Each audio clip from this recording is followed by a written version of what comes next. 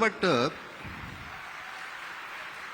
की आणि एक गैरसमज टाळा. कुठल्याही पद्धतीनं कोणाला काहीतरी अडचणीत पकडणं किंवा टाळ्या मिळवणं त्याच्यासाठी नाही. एक जनसामान्य म्हणून मनामध्ये आलेले प्रश्न आहेत ते की एक कुठेतरी मॅन्डेट आहे तुम्हाला दिलेलं, आम्ही एक मत आहे, माझ्या मनामध्ये असतं काहीतरी एक मतदार म्हणून तुम्ही या गोष्टी कराव्यात.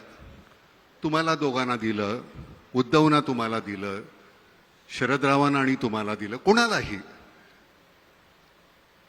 तर ते तुम्ही जर केलं नाही तर आम्ही काय करायचं तेवढं सांगा.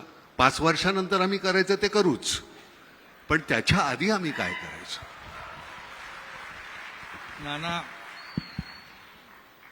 नानांनी भावना व्यक्त केल्या त्या अगदी बरोबर आहे. आम्ही जे 3 महिन्यापूर्वी जे केलं ते तुमचा आदर आणि मतदारांचा आदर आम्ही केलेला आहे, जो 2019ला व्हायला पाहिजे होता. कारण तुमचं म्हणणं बरोबर आहे. आम्ही शिवसेना भाजप युती म्हणून लढलो आणि सगळ्यांचं म्हणजे मतदारांनी मॅन्डेट दिलं दोन्ही पक्षांना आणि भाजपचे 100च्या पेक्षा जास्त आले, आमचे 56 आले.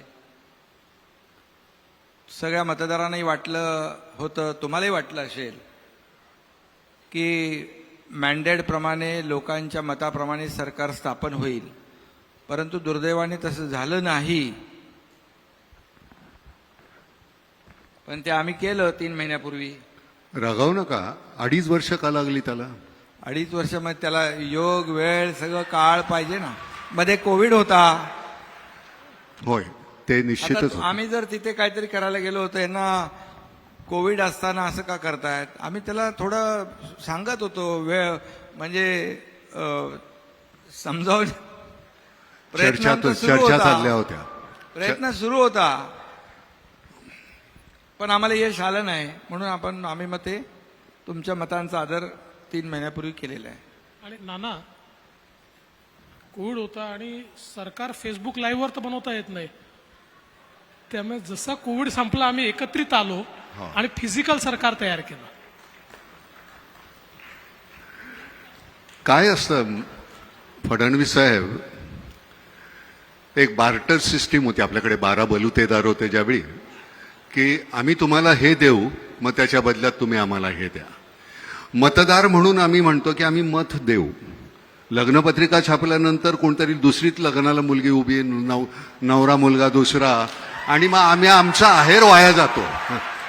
आम्ही आहेर द्यायचा कोणाला, आम्ही कोणाला तरी दिलेला आणि तो कुठल्या तरी कोणाच्या तरी घरामध्ये जातो, त्याचं वाईट वाटतं. त्यामुळे काय आहे, ही बार्टर सिस्टीम खरंच छान होती की आमच्याकडे एक अर्धकुशल कारागीर, मी त्याच्या बदल्यामध्ये त्यांना धान्य दिलं तर आमच्या घरातल्या सगळ्यांची हजामत करायचा वर्षभर. पण ती जी पद्धत होती, तर आता ती जी पद्धत आहे आम्ही मतदार म्हणून आम्ही करत असताना, आणि हे अतिशय मनापासून आतून वाटतं ते सगळं म्हणतोय. आणि खरं सांगतो एकनाथराव, गंमत अशी झालेली आहे, राष्ट्रवादी वेगळा पक्ष,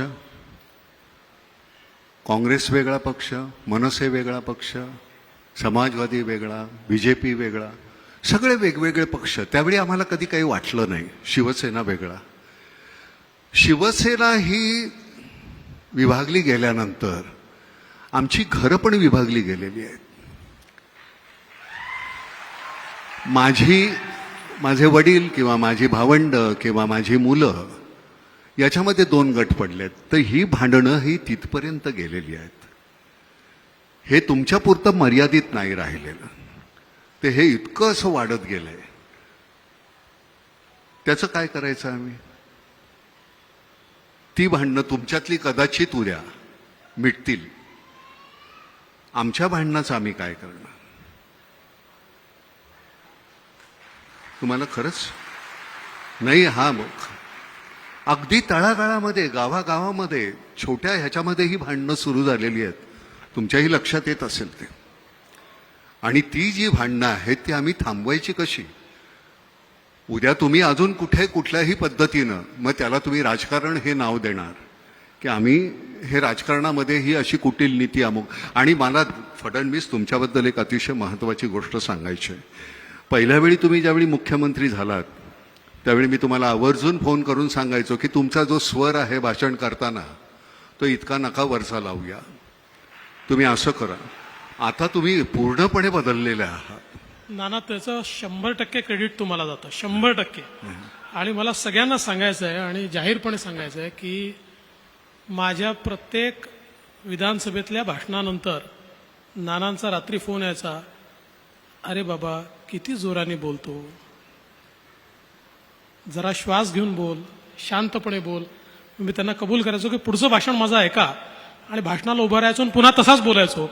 पुन्हा नानाचा फोन यायचा, पण ते हळूहळू करून मी बदललं आणि आता मला असं वाटतं पूर्णपणे बदललंय. नाही, त्यामुळे खूप याचं 100% क्रेडिट तुमचं आहे. कुठेही श्वास न घेण्याचा अधिकार फक्त अजित पवारांना आहे. ते ज्यावेळी बोलायला लागतात, म्हणजे मी त्या सिनेमात सुद्धा म्हटलेलं आहे की गाण्यामध्ये लता दिदी आणि बोलण्यामध्ये अजित दादा, हे कुठे श्वास घेतात हे कळत नाही. पण तुम्ही खरंच ते पूर्णपणे बदलून टाकलेलं आहे. बरं, गंमत अशी आहे, तुम्हाला आता माहिती आहे, तुम्ही विदर्भातले आहात. 9 महिन्यामध्ये 1092 आत्महत्या झालेल्या आहेत. म्हणजे तुम्हाला आश्चर्य वाटेल की आपण किती सहजपणे असे बसतो. आपण सहजपणे ती बातमी वाचतो आणि पुढचं पान उलटतो. 9 महिन्यामध्ये 1092. बरं, कालचं, त्याच्या आधीचं सरकार प्रत्येकाने एकमेकांकडे बोटं दाखवायची. मला असं वाटतं ह्याच्याबद्दल अतिशय जाणीवपूर्वक कुठली तरी गोष्ट व्हायला पाहिजे. मुळात आपला शेतीप्रधान देश, त्याला औद्योगिक क्रांती म्हणून तुम्ही नंतर काही ज्या बदलल्या. बरं, आपल्या इथे MIDC सुद्धा होतात त्या अतिशय सुपीक जागेवर. त्या जिथे रेताड जागा आहेत तिथे करा की, तिथं होईल की, म्हणजे त्या जागेचाही उपयोग होईल, तिथलं इन्फ्रास्ट्रक्चर तयार होईल. तर मला असं वाटतं एकनाथराव की हे पारंपरिक शेती करत असताना आम्हाला ती परवडत नाही आहे, हमी भाव नाही आहे. मार्केट सायंटिस्ट की मी कुठलं पीक लावायचं हे मला सांगणारी लोक पाहिजेत. आम्ही अडाणी आहोत, आम्हाला कळत नाही. वर्षानुवर्ष आम्ही तशाच पद्धतीनं जगत आलेलो आहोत. आता आम्हाला ते परवडत नाही म्हटल्यानंतर आम्ही जमिनी विकत चाललो आहे, नंतर वेठबिगार होतोय. तर ह्या संदर्भामध्ये थोडासा जर का तुम्ही नाही, आम्ही नाना, आपण आल्या सरकार आपलं झाल्या आम्ही शेतकऱ्यांच्याच पूर्णपणे आत्महत्या कमी नाही झाल्याच, व्हायलाच नको यासाठी मोठ्या प्रमाणावर म्हणजे मोठ्या योजना, काल पण आम्ही परवाच्या कॅबिनेटमध्ये जवळपास 11,000 कोटीची योजना ज्या आहेत त्याला मंजुरी दिली. म्हणजे जवळपास 2 लाख हेक्टर जमीन ओलिताखाली येईल. आणि जे समुद्राकडे वाहून जाणारं पाणी जे आहे हे दुष्काळग्रस्त भागामध्ये वळवण्याचा मोठा प्रकल्प देखील आम्ही हाती घेतोय, त्याबद्दल जेणेकरून शेतकरी आत्महत्या करणार नाहीत आणि त्याला शेतीला जोडधंदा, थोडा पूरक धंदा, त्याला सपोर्टिव्ह असं काहीतरी करता येईल का, यासाठी आमची देवेंद्रजी, आमची चर्चा झाली, आमचे अधिकारी त्याच्यावर काम करतायत. आणि शेतकऱ्यांसाठी एक विशेष कृती आराखडा आम्ही बनवण्याचा एक प्रयत्न करतोय. त्यामध्ये जसं कोकण आहे, पश्चिम महाराष्ट्र, उत्तर महाराष्ट्र यामध्ये शेतकरी आत्महत्यांचं प्रमाण कमी आहे. मराठवाडा, विदर्भामध्ये जे शेतकरी आत्महत्यांचं प्रमाण आहे ते अगदी खाली आलं पाहिजे, किंबहुना करताच कामा नये. एक जीव आमच्यासाठी महत्त्वाचा आहे. आणि देवेंद्रजी इकडे बसलेले गेले 5 वर्ष अगोदरचे ते मुख्यमंत्री होते, त्यांनी देखील जलयुक्त शिवार योजना मोठी सुरू केली. नंतर ती आदल्या 2.5 वर्षामध्ये बंद करून टाकली. पुन्हा आम्ही आल्या ती सुरू केलेली आहे. कारण शेवटी जमीन पाण्याखाली, ओलिताखाली आणणं याला आम्ही महत्त्व दिलेलं आहे. आणि शेतकऱ्याच्या ज्या काही अडचणी आहेत, मी काय आता बोलणार नाही काही, परंतु आपल्याला दिसेल की शेतकरी आत्महत्या कमी झाली पाहिजे, याला आमच्या सरकारने प्राधान्य दिलेलं आहे. आणि नाना, याच्यामध्ये एकच जोड देतो की मुख्यमंत्री मोदयांनी अतिशय करेक्ट सांगितलं. तुम्ही बघा, जिथे सिंचन आहे तिथे आत्महत्या नाही, आणि जिथे सिंचन नाही तिथेच आत्महत्या आहे. आणि म्हणून हा सगळा दुष्काळी पट्टा जो आहे याचा दुष्काळ नष्ट करण्याकरता पहिला प्रयोग आपण जलयुक्त शिवारचा केला. जलयुक्त शिवारमुळे 39 लाख हेक्टर जमीन ही रबीच्या पिकाखाली आली. त्यामुळे त्याला 2 पिकं, या सगळ्या दुष्काळी पट्ट्यात तो एक पीक घ्यायचा आणि ते पीक नष्ट झालं की त्याच्याजवळ काहीच उरायचं नाही, म्हणजे खायला देखील उरायचं नाही. आणि म्हणून आता जवळजवळ 27 TMC पाणी थांबलं. रबीचं आपलं क्षेत्र 39 लाख हेक्टरनी वाढलं. आणि आमचा संकल्प आहे की एकदा हे वाहून जाणारं पाणी हे जर आपण गोदावरी खोऱ्यामध्ये आणू शकलो किंवा जे विदर्भातलं वाहून जाणारं पाणी या गोसेखुर्दच्या खालनं ते बुलढाण्यापर्यंत आणू शकलो तर जवळजवळ सगळा आपला दुष्काळी पट्टा जो आहे हा ओलिताखाली येईल. आणि यासोबत एक अत्यंत महत्त्वाची आता आम्ही अजून योजना सुरू केली आहे. आपल्याकडे आपण शेतकऱ्यांना अर्धे दिवस सकाळी वीज देतो आणि अर्धे दिवस रात्री देतो. त्याला साप विंचू सगळा सामना करत अर्धे दिवस रात्री काम करावं लागतं, कारण दिवसा आपण देत नाही. आणि म्हणून आता आपण 100% फिडर जे आहेत ॲग्रिकल्चर हे सोलरवर आणतोय. आणि त्याचा 2 वर्षाचा कार्यक्रम हातात घेतला. 3 वर्ष लागतील फार तर. 4000 मेगावॅटचे सोलर आपण सगळे ॲग्री फिडर करतोय. शेतकऱ्याला रोज दिवसा 12 तास वीज त्या ठिकाणी मिळेल. आणि याचं इतकं डिसेंट्रलाइज मॉडेल आपण तयार केलं आहे की मुख्यमंत्री आणि मी बैठक घेतली आणि मग डिसेंट्रलाइज पद्धतीनं हे सोलार करण्याकरता जमिनी मिळत नाही. तर आता आम्ही योजना अशी तयार केली आहे की ज्या योजनेमध्ये जो शेतकरी त्याची जमीन किरायाने देईल, भाड्याने देईल, 2 एकर 3 एकर 5 एकर 1 हेक्टर, त्याला आम्ही साधारणपणे 60,000 ते 75,000 रुपये भाडं देणार आहोत. म्हणजे त्याला आज जेवढं पीक नाही आहे त्यापेक्षा जास्त त्याला जमिनीचं भाडं 30 वर्ष सातत्याने आम्ही देऊ. त्यामुळे त्याचं नुकसान होणार नाही. आणि त्या जमिनीवर सोलर लावून त्या संपूर्ण फिडरवरचे जेवढे शेतकरी आहेत या सगळ्या शेतकऱ्यांना आम्ही 12 तास दिवसा वीज देऊ. एकीकडे विहिरी आपण केलेल्या आहेत पण वीज नसल्यामुळे त्याचं पीक सुकतं आहे. त्यामुळे ती वीज जर त्याला दिवसा मिळाली तर आत्महत्यांचं प्रमाण निश्चितपणे कमी होईल. निश्चितपणे ह्याला थोडासा वेळ लागेल. तुम्ही 3 वर्ष म्हणताय ते. झरीला आम्ही हा प्रयोग केला होता.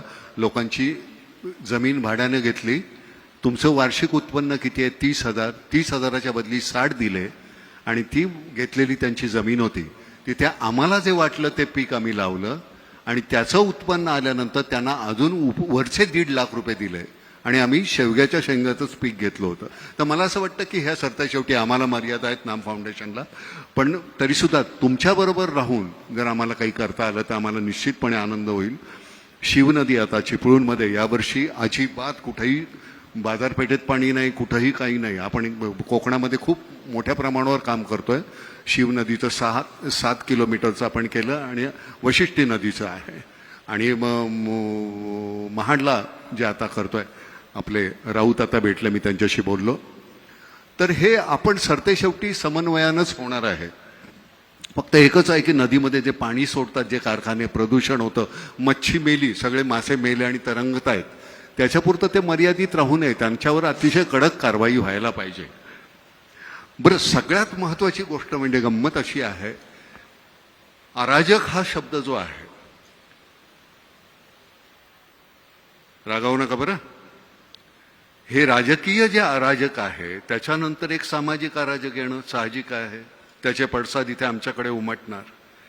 ते उमटल्यानंतर मग कोणी लाठ्या काठ्या बंदुका हातात घेतला तर करायचं काय? मग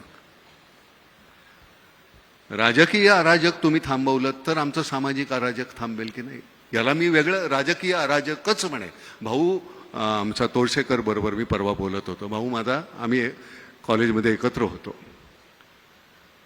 तर ही जी गोष्ट तिथे बोलत असताना तो म्हणला की नाना, दोघं एकमेकांना पूरक आहेत. तुम्ही एकमेकांना पूरक आहेत. जसा जोडधंदा तुम्ही आता शेतकऱ्यांचा म्हणाला, ते त्यांना एक पूरक असा एक धंदा पाहिजे, तसे तुम्ही दोघं एकमेकांना फार पूरक आहेत. एक अतिशय छान धोरणी आहे तुमचं. तुम्हाला खरं सांगतो, हा माणूस जो आहे हा इतकं मुद्देसूद बोलता तुम्ही. बरं, तिथं चंचू प्रवेश सुद्धा करता येत नाही की काहीतरी खोट काढता येईल का? इतकं छान सुंदर असं छान बोलू शकता तुम्ही. म्हणजे त्याच्याबद्दल वाद नाही. खरं सांगतो, भावनेचा लवलेश नसतो तिथं. 1.5% भावना आणि 98.5% तुमचं अगदी असं विशद केलेलं असतं. त्याच्या विरुद्ध हा माणूस आहे. त्यांचं फक्त भावनिक असतं, कारण त्यांचं सगळं इथून वेडात दौडले वीर मराठे सात, तसं त्यांचं आहे. त्यामुळे त्यांचा गमतीचा काय हे छान समन्वय आहे तुमच्या दोघांचा. त्याच्यातून आम्ही म्हणजे मला कुठलंही सरकार असेल, मला सगळेच चांगले दिसतात. त्याचं कारण वाईटामध्ये चांगलं शोधायची सवय आहे. पण तुमच्याकडनं खरंच काहीतरी छान काहीतरी अपेक्षा आहे आम्हाला सगळ्यांना, काहीतरी सगळंच चांगलं मिळेल आणि त्याची खात्री आहे, नुसती अपेक्षा नाही आहे. एका जिल्ह्यापुरता एक कलेक्टर पुरतो का? मुंबईमध्ये आपले 2 आहेत, पण मुंबईत जिल्हे 2 आहेत का? अच्छा, हां. आमच्या कृषी पंडित तुमचे जे आहेत ते कुठे दिसत नाही. तो आमच्या शेतकऱ्यांना, आमच्या पारंपरिक गोष्टी करत असताना आपल्या इतकी शेतकी विद्यापीठं आहेत, पण आमचे कृषी पंडित आमच्या शेतकऱ्यांना मार्गदर्शन करताना कधी कुठे दिसत नाहीत. तर त्याच्याबद्दल जर काही तुम्हाला करता आलं तर त्या संदर्भात तुम्ही करावं. फक्त एकच आहे की मला गंमत आहे की आम्ही चव्हाट्यावर सुद्धा कधी इतकी शिवराळ भाषा वापरली नाही. इतकं छान शिवराळ पद्धतीनं ऐकायला मिळतं ना हल्ली, मला इतकं बरं वाटतं. वा वा वा वा, आपल्यापेक्षा काय हे काही फारसं काही वेगळं नाही आहे. किती शिवराळ भाषा. म्हणजे एक तुम्ही, मला असं वाटतं की मी ज्यावेळी बोलतो त्यावेळी माझा शब्दप्रयोग जे आहेत, मी कुठल्या शब्दाचं नियोजन करतो त्याच्यात माझी संस्कृती दिसते, संस्कार दिसतात. तर ते वापरत असताना गलिच्छातला गलिच्छ शब्द मी किती वापरू शकतो, तर त्याची एक परिसीमा असते, ती तेवढी आपल्याला सांभाळायला हवी. ती नाही सांभाळली तर आम्ही आमच्या नवीन मुलांसमोर, शाळेतल्या कॉलेजमधल्या मुलांसमोर कुठले आदर्श ठेवणार आहोत? त्याच्यावर काही तुम्ही नियम, नीती नियम काही आहेत आम्ही का? तर, माझ्याकडून तर तुम्हाला कधी ऐकायला आलं नसेल. मला ते बोलताच येत नाही पातळी सोडून. नाही नाही, तुमच्याबद्दल नाही, मी एकूणच बोलतोय. मी एकूणच म्हणतोय फडणवीस साहेब की त्याला एक साधनशुद्धता, आम्ही रस्त्यावर एखादी गोष्ट चुकीची केली की तुम्ही आम्हाला शिक्षा घडवता, सिग्नल तोडला, अमुक केलं, तमुक केलं. तुम्ही काय केलं तर आम्ही तुमच्याबद्दल काय करायचं? अनपार्लमेंटरी शब्दाचा उपयोग ज्यावेळी तुम्ही करता त्यावेळी तुम्हाला, आता तुमच्या मिसेस जाताना म्हणली चांगलं खोदा त्यांना, म्हटलं तुम्ही करताय ते कमी आहे का? आत्ता त्या मला जाताना म्हणाल्या. पण मी तर खरं सांगतो की हे तुम्ही ज्यावेळी चुकीचं बोलता, आम्हाला नाही का वाईट वाटत? आम्हाला नाही का त्याचा त्रास होत की आम्ही कुणाच्या हातामध्ये सत्ता दिलेली आहे हे आमच्यावर? बरं, सत्ता म्हणजे तुम्ही लोकसेवक आहात हो, तुम्ही राज्यकर्ते नाही आहात. आम्ही तुम्हाला निवडून दिले कारण आम्हाला आमच्यामध्ये तेवढी पात्रता नाही आहे, आम्ही नाही करू शकत. हा कारभार आम्ही तुम्हीच चालवा आमच्यासाठी, आणि तो आमच्यासाठी चालवत राहा. एकनाथराव, तुम्ही नुसती म्हणाल होत्या, बोला. नाही,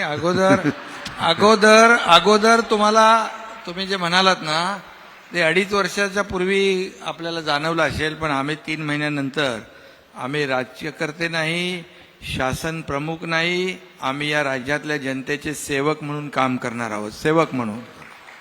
नाही, त्याची खात्री आहे, म्हणूनच हे इतकं मी सहजपणे बोलतोय. गंमत काय पण माहिती का? जनतेमध्ये आम्ही जेव्हा जातो तेही काही लोकांना पटत नाही, रुचत नाही. त्याला काय करायचं? नाही, गंमत काय झाली माहितीये का? त्या दिवशी फडणवीस साहेब, आम्ही एक अशी सहज कुठेतरी गोष्टी ऐकत असताना एक गोष्ट छान ऐकली बरं का. आपल्या इथे ती पद्धत नाहीये, पण परदेशी राजा राणी गेले होते, फिशिंगसाठी निघाले.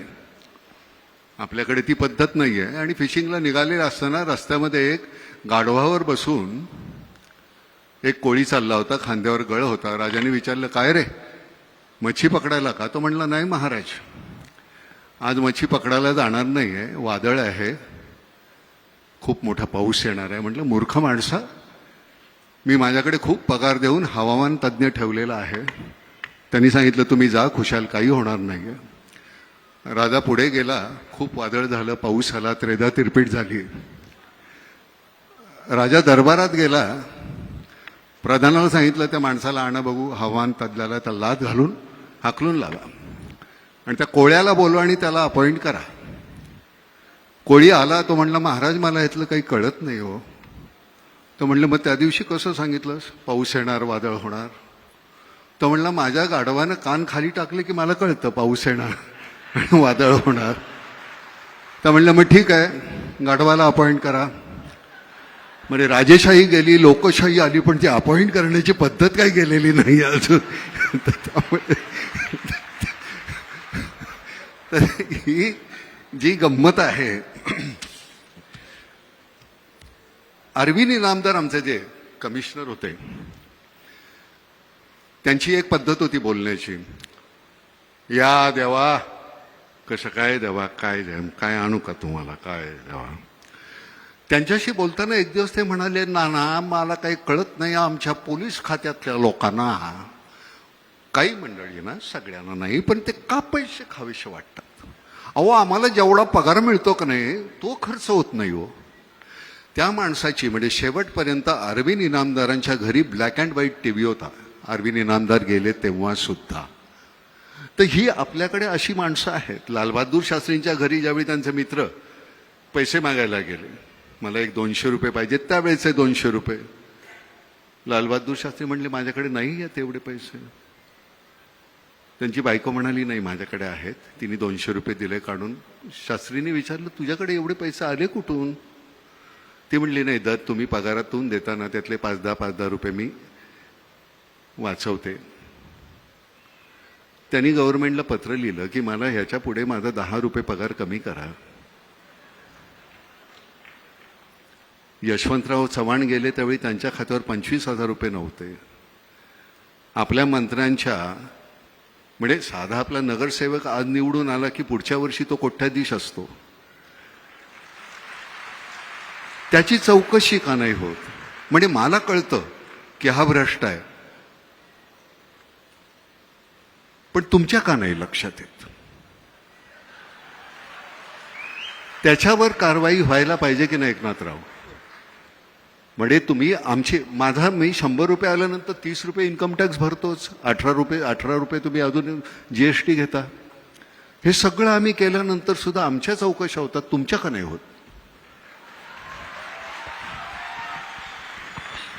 मला असं वाटतं की भ्रष्टाचार ही केवळ राजकारणच नाही, आपल्या संपूर्ण व्यवस्थेला लागलेली कीड आहे. आणि दुर्दैवाने ही संपवायची असेल तर खूप सामूहिक प्रयत्न करावे लागतील. याचं कारण असं आहे की आपण बघा, भ्रष्टाचाराकरता जेलमध्ये जाऊन आलेले, अनेक प्रकरणांमध्ये अडकलेले असे लोक थम्पिंग मेजॉरिटीने निवडून येतात. त्यांना लोक वारंवार निवडून पाठवतात आणि मग त्यातनं समाजामध्ये भ्रष्टाचाराबद्दल कुठलाही तिरस्कार तयार होत नाही. जोपर्यंत समाज चांगल्याला चांगलं म्हणणार नाही आणि वाईटाला वाईट म्हणणार नाही, तोपर्यंत ही परिस्थिती बदलणार देखील नाही. आणि म्हणून मला असं वाटतं की एक सामूहिक प्रयत्न आपल्या सगळ्यांना करावा लागेल. उदाहरणार्थ अनेक वेळा आम्हाला लोक विचारतात की का हो तुम्ही इतके गुन्हे आणि कसं त्यांना तुम्ही तिकीट देता. तर आम्हाला त्याला सांगावं लागतं की बाबा त्याच्यावर गुन्हे आहेत, पण तोच निवडून येतो आणि दुसऱ्याला मी खूप चांगला, साळसूत, सुंदर, स्वच्छ, टिकाऊ त्याला उभं केलं, डिपॉझिट चाललंय त्याचं. त्यामुळे राजकीय नेते केवळ हे बदलू शकत नाही, समाजाला बदलावं लागेल. आणि केवळ समाजावर टाकूनही चालणार नाही, राजकीय नेत्यांना देखील हे परिवर्तन झालं पाहिजे असं वाटावं लागेल. मला असं वाटतं की मोदीजी आल्यानंतर काही प्रमाणात हे सुरू झालंय. याला वेळ लागेल, कीड लागली आहे, पण हळूहळू ही कीड आपण दूर करू. कीटकनाशक तयार होत आहे, ते कीटकनाशक हळूहळू ही कीड नक्की दूर करेल असं मला विश्वास आहे. धन्यवाद मालक. बाकी आपण सगळ्या विषयावर बोलतच असतो नेहमी. फॅमिली प्लॅनिंग ह्या विषयावर आपण कधीच बोलणार नाही का. 135 करोड व्हायला आले, जमीन तेवढीच, सोर्सेस तेवढेच. उद्या माझ्याकडे काही नसेल आणि तुम्ही खात असाल तर मी ओरबाडून घेणार. ही जर लोकसंख्या सीमित असेल तर ह्या गोष्टी टाळता येतील. तर हा अतिशय जाणीवपूर्वक घेण्याचा, जसं आपण काश्मीरमधले निर्णय घेतले तसा हा एक निर्णय घ्यायला नको का. मला असं वाटतं घेतला पाहिजे. हा गरजेचा आहे. केवळ आपल्याला चीनच्या पद्धतीने नाही, आपल्या भारतीय पद्धतीने हा निर्णय करावा लागेल.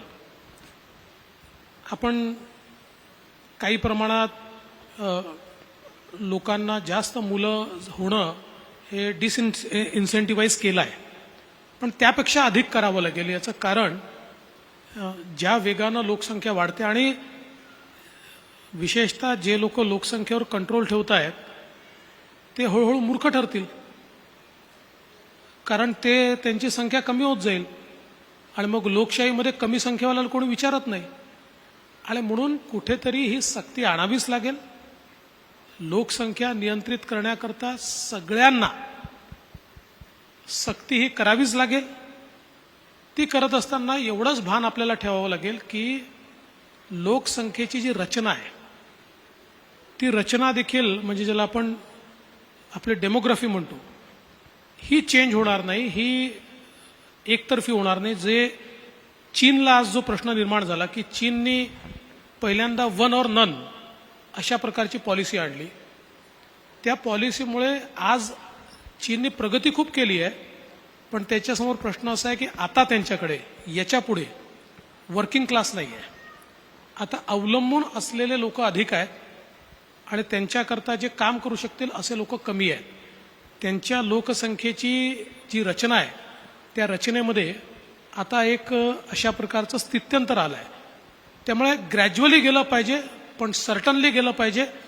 आणि उद्याला हे काही मी कुठल्या माझ्या पक्षाचं मत वगैरे मांडत नाही, वैयक्तिक मला जर कोणी विचारलं की लोकसंख्या नियंत्रणाकरता कायदा आणला पाहिजे का, तर मी म्हणेन आणला पाहिजे. धन्यवाद. समान नागरी कायदा यायला हवा का? प्रत्येकाला एकच कायदा? समान नागरी कायदा आपल्या संविधानाने डायरेक्टिव्ह प्रिन्सिपल ऑफ स्टेट पॉलिसीमध्ये सगळ्या राज्यांवर जबाबदारीच टाकली आहे, संविधानानेच टाकली आहे समान नागरी कायद्याची. तर गोव्याचे मुख्यमंत्री या ठिकाणी आहेत. गोवा सध्या एकमेव राज्य असं आहे की जिथे समान नागरी कायदा आहे, अस्तित्वात आहे. आता उत्तराखंडमध्ये देखील येतोय. काही लोक काय करतात, समान नागरी कायदा म्हटल्याबरोबर त्याचे चुकीचे अर्थ लोकांमध्ये जाऊन सांगतात. आता समान नागरी कायदा आला म्हणजे तुमचं आरक्षण जाणार आहे, मग शेड्यूल कास्टला आरक्षण मिळणार, काही संबंध नाही. समान नागरी कायद्याचा अर्थ एवढाच आहे की आज आमचे सक्सेशनचे कायदे वेगळे आहेत, आमचे जन्माचे कायदे वेगळे आहेत, आमचे लग्नाचे कायदे वेगळे आहेत, सगळ्या प्रकारचे वेगळे कायदे आहेत.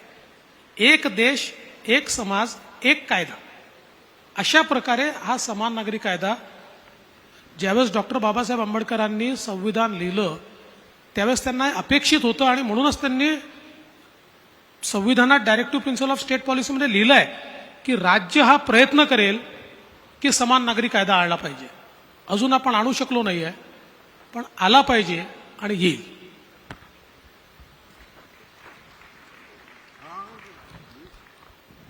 तुम्ही बोलत नाही म्हणून मी बोलत राहिलो. मी मधात बोलत नाही. आशा आहे का? मी मधात बोलत नाही. होय का?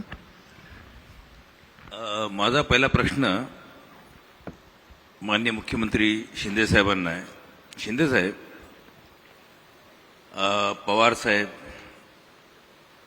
काँग्रेस, उद्धव ठाकरे साहेब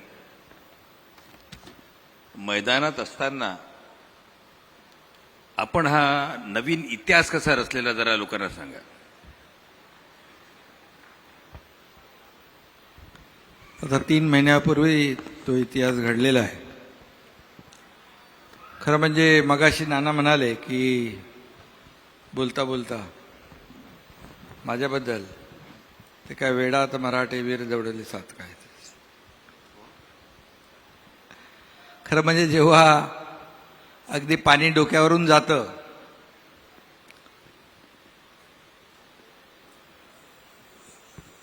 आणि त्यावेळेस किंबहुना जी आपली नीतिमूल्य आहेत, आपली भूमिका आहे, आपल्या पक्षाची आयडिओलॉजी आहे, आपल्या ज्या पक्षात आम्ही लहानाचे मोठे झालो ते आमचे आदरणीय बाळासाहेबांची भूमिका, बाळासाहेबांचे विचार, बाळासाहेब काय काय म्हणाले ते आजही आपण त्यांच्या भाषणाच्या ऑडिओ व्हिडिओ क्लिप पाहतो आणि जेव्हा असंगाशी संग होतो, एक अनैसर्गिक काही गोष्टी घडतात, त्या मनाला न पटणाऱ्या असतात आणि मग त्यावेळेस तुम्ही म्हणालात हे कसं केलं. मी तसं बघायला गेलो तर एक छोटा कार्यकर्ता आहे आणि समोर फार मोठी ताकद, शक्ती, यंत्रणा सगळंच होतं. आणि कुणालाही असं जेव्हा आम्ही जे काय ते ऑपरेशन म्हणू का काय ते मिशन असेल, त्याची सुरुवात जेव्हा आम्ही केली त्यावेळेस कुणालाही वाटलं नाही की यांची नैया पार होईल, नैया बुडेलच असं वाटलं होतं आमची. कारण एकीकडे सगळंच होतं आणि मलाही वाटलं नाही की याच्यामध्ये काय होईल काय माहीत नाही. परंतु माझ्याबरोबर जे माझे सहकारी आमदार होते त्यांना दररोजचा जो काही त्रास होत होता, त्यांच्या मतदारसंघामध्ये असेल, अधिकारी असतील, त्यांच्या मतदारसंघात मतदारांना त्यांनी शब्द दिलेला ती कामं असतील, हे सगळं जेव्हा असह्य होऊ लागलं, आघाडीतलेच जेव्हा नेते त्यांच्या मतदारसंघामध्ये नारळ फोडू लागले, निवडून आलेला आमदार आमचा आणि पराभूत झालेला आमदार त्यांचा, तिथे त्यांना जाऊन मदत करणे, उद्घाटनं करणे, भूमिपूजन करणे, पुढचा आमदार राष्ट्रवादीचाच, पुढचा आमदार काँग्रेसचाच जाहीरपणे सांगणे, ह्या सगळ्या गोष्टी जेव्हा घडू लागल्या त्यावेळेस आमदारांनी मला वारंवार ते सांगत होते. आता काही आमदार सांगतात की मी, काही म्हणतात की एकनाथ शिंदे घेऊन गेला, पण इकडे उलटं झालेलं आहे. त्याला माझ्या बाजूला बसलेले देवेंद्रजी साक्षीदार आहेत. आणि जेव्हा असह्य झालं, पुढचं जेव्हा त्यांचं राजकीय जे काही करिअर आहे तेच त्यांचं धोक्यात आलं आणि काही गोष्टी ज्या आहेत सहन करण्याची एक मर्यादा असते, तो तिथपर्यंत माणूस मर्यादेत सहन करू शकतो. वारंवार देखील आम्हाला काय असं काय जे आम्ही केलं त्याचं काय आम्हाला खूप आनंद आणि खूप आनंदाच्या उकळ्या फुटल्यात नाना असं नाही आहे. ज्या पक्षामध्ये आम्ही इतके वर्ष काम केलं, जे रक्ताचं म्हणजे रक्त आटवलं, घाम गाळला, आयुष्यभर फक्त पक्ष एके पक्ष, नेता एके नेता, आणि कधी कुठेही घरादाराचा त्याची पर्वा केली नाही. घरातून निघाल्यानंतर पुन्हा घरी येऊ की याची शाश्वती नसायची. आणि अशा परिस्थितीमध्ये आमच्या कुटुंबाने देखील खूप सॅक्रिफाईस केलं, प्रत्येकाच्याच. आणि हे सगळं करत असताना जेव्हा असं कुठेतरी चुकीचं जेव्हा घडू लागलं, लोकशाहीमध्ये पक्षचे प्रमुख असतात, त्यांना अधिकार असतात, परंतु ते पक्ष मोठा करण्याचे अधिकार असतात. आपल्या सोबत असलेल्या सहकाऱ्यांना विश्वासात घेऊन निर्णय घेण्याचे अधिकार असतात. परंतु एखाद्या वेळेस पक्षाचं अहित होतंय, पक्षाचं नुकसान होतंय आणि जेव्हा त्यावेळेस पक्ष वाचवण्यासाठी, पक्षाचं नुकसान वाचवण्यासाठी जेव्हा एखादं सजेशन, एखादी सूचना आणि एखादी विनंती केली तर त्याच्यामध्ये चूक काहीच नाही. आणि अशा 5 वेळा मी विनंत्या केल्या की करेक्शन झालं पाहिजे, दुरुस्ती झाली पाहिजे, लोकांचा जो काय 2019ला जी आपण चूक केली आहे ती सुधारली पाहिजे. संधी अनेक वेळा आल्या होत्या, परंतु दुर्दैवाने ते केलं गेलं नाही. त्याच्या खोलात मी आज जात नाही, कारण त्या गोष्टी मला आणि त्यांनाच माहीत होत्या. आणि मग शेवटी ठरवलं, मग आता एकनाथ शिंदे हा कार्यकर्ता बाळासाहेबांचा आहे, आनंद दिघे साहेबांच्या सोबत मी काम केलेलं आहे. काय होईल माहीत नाही मला, पण आता लढायचं. लढून काय होईल ते होऊ दे, लढून शहीद झालो तरी चालेल, पण लढाई लढायची असा निर्णय घेतला आणि हे मोठं काम आम्ही केलेलं आहे. म्हणजे बाजूला होताना देवेंद्र फडणवीसांशी बोलणं झालं होतं का काही? हा, आम्ही संपर्कात होतो ना. हा, संपर्कामध्ये होतो. हा. कारण शेवटी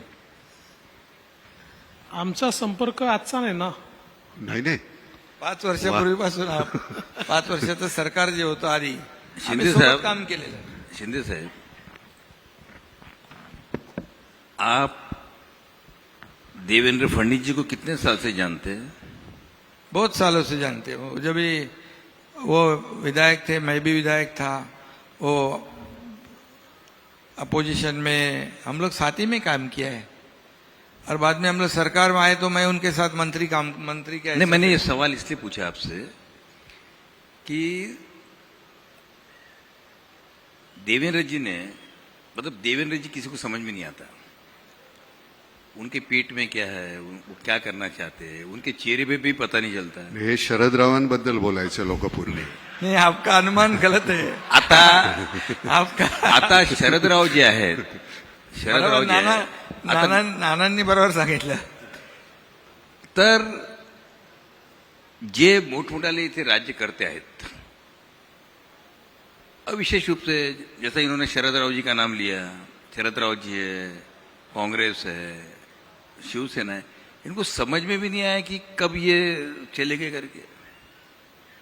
देखो, इसमें क्या विश्वास की बात है और मैं एक बार किसको विश्वास दिलाता हूं वो पूरा करता हूं. कमिटमेंट एक बार मैंने करने के बाद कमिटमेंट मैं जब कमिटमेंट करता हूं तो मैं खुद की भी नहीं सुनता हूं. तो इस पे से एक सवाल मेरे दिमाग में ये आया कि कमिटमेंट की जो बात कही आपने, मुंबई ये देश की आर्थिक राजधानी है, देश विदेश के लोग यहां पर आते हैं, लेकिन इस शहर की व्यवस्था ऐसी है कि यहां के रास्ते अगर आप ढूंढने जाओगे तो बिना खड्डे का एक भी रास्ता नहीं मिलेगा. तो मैं ये जानना चाहता कि इस खड्डे में कौन सी पार्टी खत्म होंगी और कौन सी पार्टी जिंदे रहेगी. नहीं, इसके आपने जो सवाल पूछा है बहुत ही बराबर सवाल पूछा है, क्योंकि पिछले कई सालों से ये मुंबई के खड्डे जो है लोगों को तकलीफ दे रही है. आप भी बहुत छापते हो वो खड्डे, 3000 खड्डे हैं, फिर 1000 खड्डे दुरुस्त हो गए, मीडिया भी दिखाती है सब. लेकिन मैं आपको कहूंगा, जब हमारी सरकार बन गई, पहले मैंने क्या काम किया, मैंने कमिश्नर चहल को बुलाया. मैं बोले, भाई कितने किलोमीटर रोड है? बोले 1900 किलोमीटर रोड है. तो बोले ये क्यों खड्डे हो रहे, पैसे नहीं क्या? बोले है पैसे. तो बोले इसको कंक्रीट के क्यों नहीं करते हो? तो बोले करते हैं ना हम लोग हर साल 50 किलोमीटर. भाई क्यों? डामर के रास्ते करते हो, हर साल खड्डे होते हैं, फिर रिपेयरिंग होता है. क्या कॉन्ट्रैक्टर लोगों के लिए आप दुरुस्ती का काम करते हो क्या, रिपेयर का काम? तो बोले नहीं. तो मैं बोला ऐसा करो, अभी आप 500 किलोमीटर के रोड कंक्रीट के ले लो. बोले कितने पैसे लगेंगे? मैं पूछा. बोले 5,500 करोड़. बोले ले सकते हैं पैसे? बोले है. तो बोले ठीक है, 450 किलोमीटर के रोड कंक्रीट के उन्होंने ले लिए, उसके टेंडर प्रोसेस भी शुरू हो गई है. और मैंने कहा फिर बाकी के रास्ते कब करोगे? बोले, मैं बोला उनको मार्च में आप बचे हुए जो रास्ते हैं, मतलब टोटल 100%, उसके भी आप टेंडर निकालो. क्या पैसे नहीं है? बोले है. तो अभी आपको बताऊंगा, अगले 2 साल में पूरे मुंबई के शहर के रास्ते आपको एक भी खड्डा नहीं दिखेगा, पूरे कंक्रीट के रोड हो जाएंगे, पूरे कंक्रीट के रोड हो जाएंगे. तो एकनाथ ये साहब, एक काम करना, जिनको टेंडर दे रहे हैं, जो कॉन्ट्रैक्टर है, 5 साल के लिए उनके गाज से लिख के ले लो. बिल्कुल, वो कंडीशन डाला है उनमें, वो भी कंडीशन. एक जो सीएम साहब ने बताया, आपने बहुत अच्छा सवाल पूछा. यहाँ महानगर पालिका में लोकल कॉन्ट्रैक्टर जो है वो क्वालिफाई होता था, पर एलएनटी और टाटा नहीं होते थे. अभी सीएम साहब ने एलएनटी टाटा जैसों को क्वालिफाई किया. ग्रेट. और अब वो काम करेंगे. बड़ी कंपनी काम करेगी, क्वालिटी काम करेगी और समय पे काम करेगी. शिंदे साहब, 2 सवाल है, एक सवाल आपके लिए और एक देवेंद्र जी के लिए. ये जो धनुष्य बाण जो है, ये कहाँ रहेगा? म्हणजे हा जे आपलं धनुष्य बाण ते कुठे राहील? धनुष्यबाण देखिए, मेरिट से हमारे को कोई किसी को कई बार किसी को बोलने की भी जरूरत नहीं है. मेरिट से धनुष्यबाण जो है बाळासाहेबांची शिवसेना, आमची बाळासाहेबांची शिवसेना म्हणून काल डिक्लेअर केले. हा, बाळासाहेबांची, अरे शिंदे बिंदे जाऊ दे, बाळासाहेबांची शिवसेना याला महत्व आहे. आणि ते निवडणूक आयोगाने काल मान्य केलेलं आहे. आता ही पोटनिवडणूकमध्ये लागली, नाहीतर धनुष्यबाण बाळासाहेबांच्या शिवसेनेलाच मिळायला पाहिजे, मिळाला असता. याचं कारण 55 पैकी 40 आमदार हे आमच्याकडे सोबत आहेत आणि त्यांची मतांची आकडेवारी 39 लाख होते आणि 18 पैकी 12 आमदार शिवसेनेचे, 12 खासदार आमच्या सोबत आहेत, त्यांच्या मतांचे आकडे आहेत 69 लाख. म्हणजे 70% पेक्षा जास्ती मेजॉरिटी आमच्याकडे आहे. त्यामुळे बाय मेरिट धनुष्यबाण हा आम्हालाच मिळाला पाहिजे आणि तो पुढे मिळेलच. मी जे बघतोय कालपासून, अन्याय झाला, कोण गळे काढतोय, परंतु निवडणूक आयोगाने जे गोठवलं चिन्ह त्यालाही जबाबदार विरोधी पक्षातले लोक आहेत. कारण त्यांना वारंवार संधी दिली की तुम्ही तुमचे कागदपत्र द्या. पण 4 वेळा वेळ वाढवून मागितली. म्हणजे तुमच्याकडे कागदपत्र डॉक्युमेंट नाहीत म्हणून तुम्ही वेळ मागितलं. आता मला काल समजलं की जे डॉक्युमेंट, जे ॲफिडेव्हिट आहेत नाना, 5000 बोगस ॲफिडेव्हिट पण मिळालेले आहेत, पोलिसांनी पकडलेत ते. आणि म्हणून मेरिटवर आम्ही कुणावरही, आम्हाला कुणाचं काही नुकसान नाही करायचं, पण बाय मेरिट जे इतर अगोदर 3-4 वेळा देखील अशा प्रकारे चिन्ह फ्रीज केलेले आहेत, बरोबर ना. आणि ही पोटनिवडणूकमध्ये लागल्यामुळे ती प्रोसेस त्यांना करता आली नाही, परंतु नक्की करतील. आणि ते धनुष्यबाण जे चिन्ह आहे, कारण शेवटी लोकशाहीमध्ये मेजॉरिटीला महत्व आहे. मेजॉरिटी ज्याच्याकडे आहे त्याच्याबरोबरच ते सगळ्या निर्णय होत असतात. म्हणजे फायनली या पोटनिवडणुकीनंतर शिवसेना आणि धनुष्यबाण आपल्याकडे राहील का? आमची बाळासाहेबांची शिवसेना तर आलेलीच आहे. हो. आणि आम्ही बाळासाहेबांची शिवसेना, बाळासाहेबांचे विचार, भूमिका म्हणून आम्ही चाललोय. आता समोर कुठली कंपनी आली आहे माहीत नाही मला, पण धनुष्यबाण हा नियमानुसार आम्हाला मिळेल. कारण लोकशाहीमध्ये बहुमताला महत्व आहे. लोकशाहीमध्ये घटना आहे, नियम आहे, कायदा आहे. कायद्याच्या बाहेर आम्हाला काहीच नको आहे आणि आम्ही कायद्याच्या विरुद्ध कुठलंही काम केलं नाही. म्हणून तर कोर्टाने देखील जे काही निर्णय दिलेला आहे तो कायद्याप्रमाणे दिला आहे, मेजॉरिटीप्रमाणे दिला आहे. आम्ही त्याचा आदर केलेला आहे. माननीय देवेंद्र जी, सवाल ऐसा है, ये सवाल मेरे मन में रणवीर सिंह को देख के आया कि आपने जब मुख्यमंत्री थे तब कहा था कि दिन ब दिन हमारे हॉलीवुड जो है से बॉलीवुड सशक्त होते जा रहा है, टेक्नोलॉजी या सब दृष्टि से. मगर रोज ऐसी खबरें आती कि मुंबई का वर्चस्व कम होते हुए कई अलग अलग राज्यों के अंदर फिल्मों की डिमांड कर रहे लोग, उनको कंसेशन दे रहे, 1 विंडो एजुकेशन अपना सुविधाएं दे रहे हैं. तो अभी भी आपको ऐसा लगता है कि मुंबई में हॉलीवुड से जबरदस्त बॉलीवुड बन जाएगा हमारा? देखिए, यूनिवर्सिटी तो कई बनी, पर ऑक्सफोर्ड और कैम्ब्रिज वही है, उसको कोई खत्म नहीं कर पाया. तो मुंबई एक नेचुरल इकोसिस्टम है. मुंबई में एक नेचुरल टैलेंट है. कुछ समय के लिए आप एक ऐसा वातावरण पैदा कर सकते हो कि भाई कभी साउथ में हो सकता है, कभी नॉर्थ में हो सकता है, लेकिन मुंबई का कोई मुकाबला नहीं है. हाँ, ये जरूर है कि हम लोग कॉम्प्लेसेंट नहीं हो सकते. और जैसे हम लोगों ने आने के बाद तुरंत, क्योंकि जिस समय मैं मुख्यमंत्री था तो मैंने एक सिंगल विंडो तैयार की थी, और जिसमें किसी भी प्रकार की शूटिंग के लिए कहीं पर भी परमिशन के लिए जाना नहीं पड़ेगा. और कई जीआर भी निकाले थे. दुर्दैव से वो जब हमने गो लाइव की और सरकार बदली और हमारी सिंगल विंडो बंद हो गई, उसको ताला लग गया. तो अभी तुरंत एकनाथ जी ने और मैंने इस बारे में एक मीटिंग भी ली और वापस उसको शुरू करें. क्योंकि जैसे यूनिवर्सिटी, जैसे एक फिल्म सिटी की, फिल्म इंडस्ट्री की एक इकोसिस्टम हमारे यहाँ, वैसे ही हमको ईज ऑफ डूइंग बिजनेस भी उसमें लाना पड़ेगा। अगर शूटिंग के लिए पुलिस स्टेशन के चक्कर मारने पड़े, अगर शूटिंग में कोई गुंडे आकर तकलीफ दे, तो इसका फायदा नहीं होगा। तो उस दृष्टि से भी हम लोग अभी काम कर रहे हैं। और दूसरा, हम लोग ये चाहते हैं कि अभी तो फिल्में जो होती है उसमें टेक्नोलॉजी का बहुत ज़्यादा उपयोग होता है, और वैसे भी महाराष्ट्र तो टेक्नोलॉजी का हब है।